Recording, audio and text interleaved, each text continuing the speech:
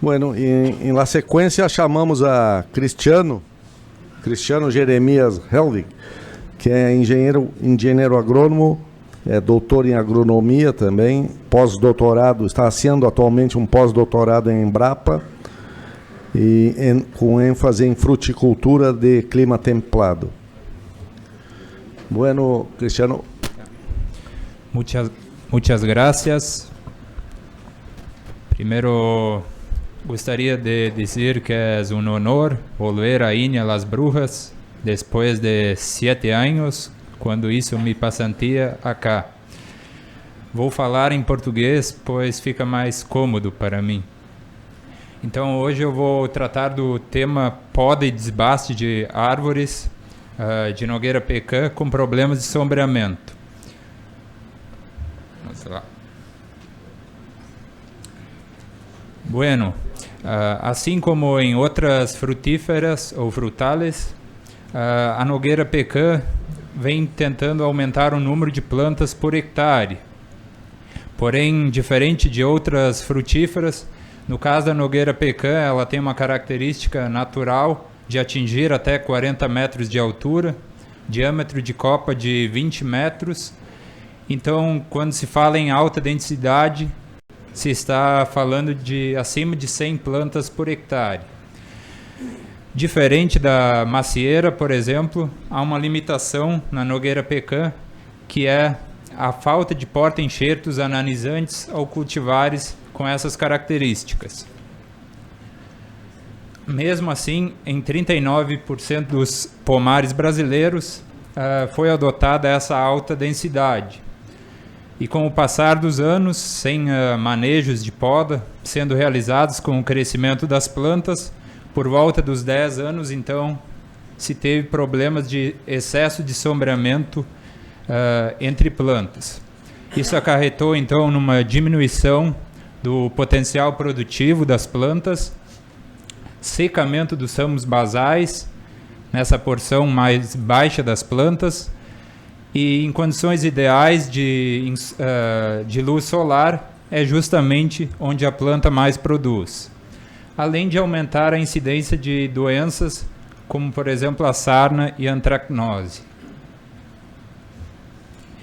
E como isso era recorrente em muitos pomares, então foi criado esse projeto em conjunto com o produtor, extensão rural, o ensino e também com a pesquisa, para definir os tratamentos a se realizar.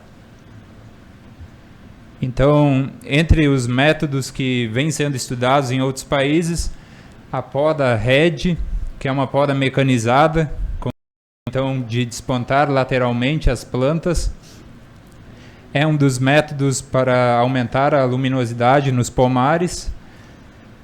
Ela também pode ser complementada diminuindo a altura dessas plantas. Outro método é a poda central, também conhecida como poda seletiva, que, diferentemente da poda RED, consiste de retirar ramos do interior da copa das plantas. Já uma medida mais radical é o desbaste de plantas, ou raleo de árboles, que pode ser realizado de duas maneiras, através do corte com motosserra, ou ainda com o transplante dessas árvores adultas para uma nova área. Tem como desvantagem, então, segundo a literatura, diminuir a produtividade nos primeiros anos. Então, diante disso, o objetivo desse trabalho foi avaliar os dois métodos de poda e o desbaste de plantas sobre o crescimento vegetativo e produtivo, qualidade de frutos e também a relação custo-benefício desses manejos em um pomar de alta densidade. O experimento foi realizado no noroeste do Rio Grande do Sul, em Santa Rosa, em um pomar com aproximadamente 10 anos de idade. Ele foi implantado em espaçamento 7x7, com 204 plantas por hectare. Não tinha sistema de irrigação, que é uma realidade no Brasil, onde em torno de 80% dos pomares não apresentam irrigação. sem manejos de poda prévio ao experimento desde o 5º ano. Cultivar utilizada a melhorada, que também é conhecida como Pitol 1. E foram avaliadas então 5 safras, de 2018-2019 hasta 2022-23. Acá a área experimental.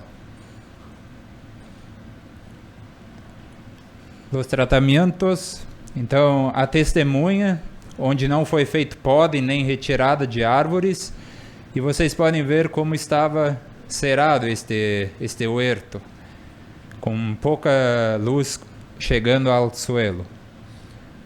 A poda RED, então, consistiu de uma poda bianual, sendo podado um lado da planta em agosto de 2018 e do lado oposto em agosto de 2019, sendo repetido novamente 3 anos depois, em 2021 e 2022. A poda foi realizada com motopodadora, como vocês podem ver, diferentemente do que comercialmente é realizado nos Estados Unidos, a 2,5 metros com relação ao tronco das plantas. Aqui imagens durante o período vegetativo, que essa poda proporcionou uma entrada de luz entre fileiras. Já a poda central, então, como eu já mencionei anteriormente, consistiu de retirar ramos estratégicos para aumentar a luminosidade que chegava no interior da copa das plantas. E o desbaste de plantas consistiu da retirada, corte com motosserra, alternadamente dessas plantas, passando de 204 para 102 plantas por hectare. Aqui um comparativo da área com 204 plantas por hectare e aqui com 102. E algumas avaliações que foram realizadas. Então, o número de ramos basais por árvore até 3 metros de altura foi contado ao final do experimento, após 5 safras. O número de ramos secos por planta, produção e produtividade, número de nozes por quilo, rendimento de amêndoa e a relação custo-benefício. Quanto aos ramos basais, o tratamento sob um maior espaçamento ele se destacou, sendo que essas plantas tinham em torno de 7 ramos naquela porção mais basal, enquanto os demais tratamentos apenas 4 ramos.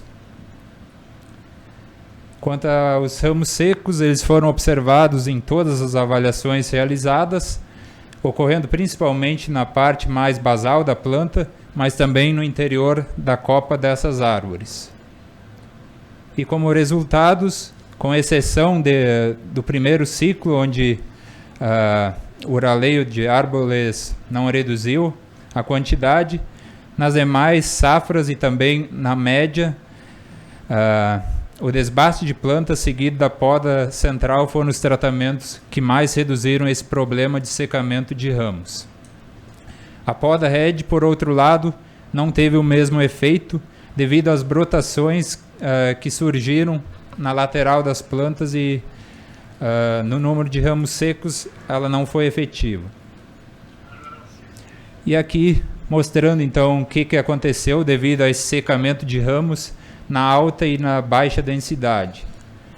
Onde na alta densidade, então, essas plantas perderam esses ramos mais basais, enquanto na alta densidade se mantiveram e tiveram um crescimento mais horizontal. Quanto à produção por planta, houve alternância de produção entre esses ciclos, como vocês podem ver, sendo 3 anos on e 2 off. E aqui na média, então, para ser mais rápido, né? Em relação às plantas testígio, 37% de aumento de produção com a poda RED, 39,8% de aumento com a poda central e com o desbaste de plantas um aumento de 78,2%. Ou seja, em 5 safras praticamente as plantas dobraram a produção em relação a essas sem manejo. Em termos de produção acumulada, isso representou 20 quilos a mais em relação à testemunha, e as podas em torno de 10 quilos a mais em relação à planta testemunha. Porém, vocês sabem que foram retiradas árvores aqui, então na produtividade o mesmo não ocorreu durante os anos. Com exceção da segunda safra, nas demais a poda se destacou, como vocês podem ver ao longo dos anos, tendo os mesmos aumentos em relação às plantas testemunha, e o desbaste de plantas não foi diferente estatisticamente, porém numericamente a produção após 5 safras foi 10,8% ainda inferior. Mas o que vinha se observando é que ao longo dos anos, enquanto o testigo praticamente mantinha uma produção estável, o desbaste de plantas vinha aumentando a produção por planta, e em poucos anos poderia ocorrer a inversão.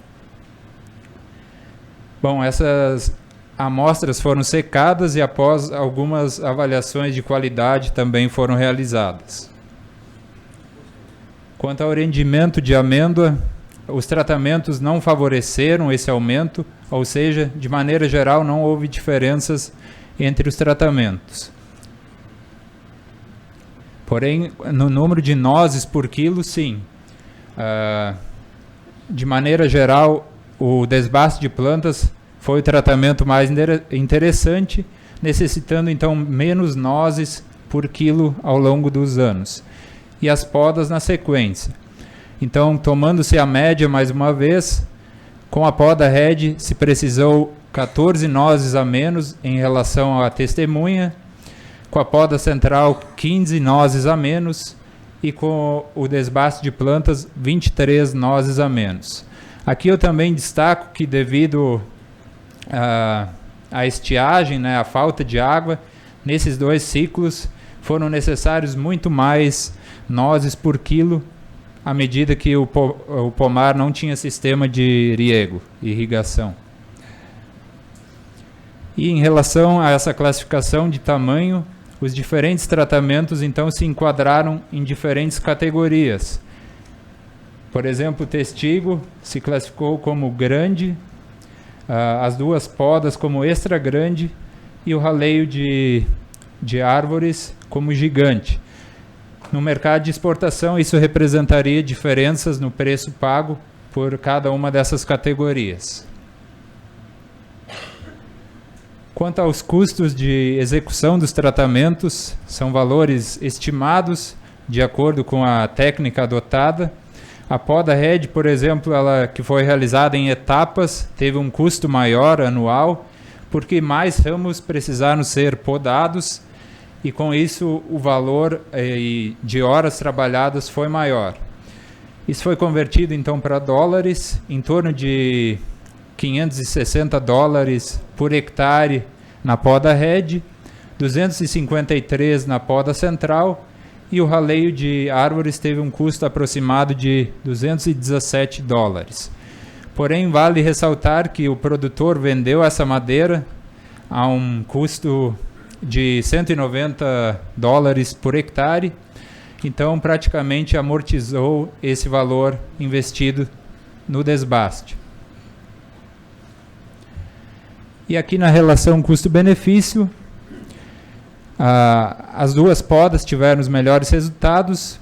Então, por ano, na média, por ano se teve $630 a mais obtidos com a poda head, $1.100 com a poda central e um déficit de $220 após 5 safras avaliadas. Bom, mesmo com esses dados, o produtor em questão, ele observando o crescimento dessas plantas, optou por fazer o raleio na área dele, porque precisava de mão de obra para continuar fazendo as podas, Então, ao longo do estudo, ele já estava decidido a fazer o desbaste. Porém, em 700 plantas, ele fez o transplante para áreas onde havia falhas no pomar, num custo aproximado, então, de $100 por árvore. E a viabilidade foi bastante interessante, em torno mais de 90% dessas plantas se mantiveram vivas. Algumas considerações finais. Então, a avaliação ela deve ser realizada em cada pomar de maneira individualizada, porque a cultivar utilizada, características de solo e também a tecnologia disponível em cada pomar vai dizer o que é mais interessante a ser realizado. Ao realizar essas podas, a adubação nitrogenada também deve ser cuidada, porque ao fazer a poda RED, por exemplo, e se colocar muito nitrogênio, acaba que perde o efeito que é da entrada de luz no pomar. A importância da poda de formação também vale ser ressaltada, à medida que, se tu tem plantas mais bem formadas, facilita uma poda no futuro dessas plantas e também até para que as plantas recebam mais luz solar. E a consulta de um engenheiro agrônomo para avaliar cada pomar deve ser realizada. Também em relação a esse tratamento, como as duas podas tiveram resultados positivos, adotar as duas simultaneamente seria uma alternativa a ser testada. Dessa maneira, agradeço a atenção de todos.